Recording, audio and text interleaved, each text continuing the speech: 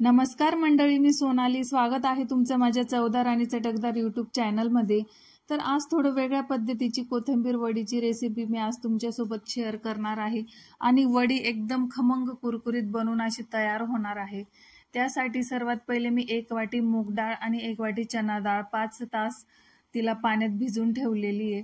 त्यानंतर कोथिंबीरीची पूर्ण जुडी पाण्यात धुवून तिला गाळणीत पाणी निथरून मग तिला बारीक चिरून घेतली.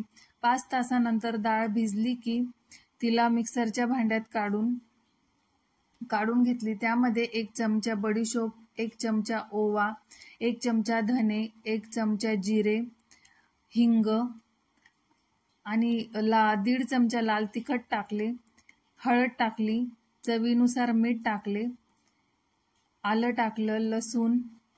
हे मिश्रण वाटून चिरलेल्या कोथिंबीरमध्ये टाकून घेतलं. मिश्रणाला मस्त मिक्स करून घेतलं.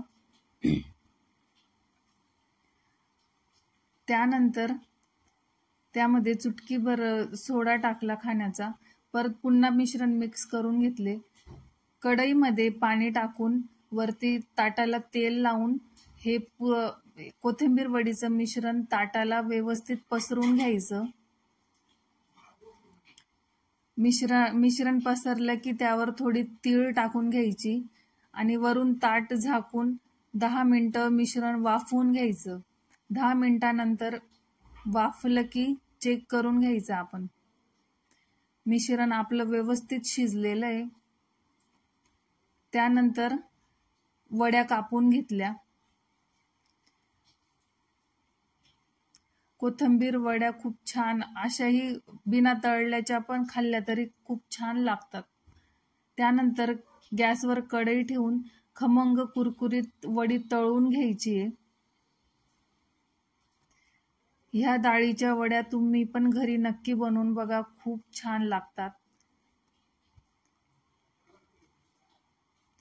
खमंग कुरकुरीत अशा कोथिंबीर वड्या बनवून आपल्या तयार झाल्या आहे.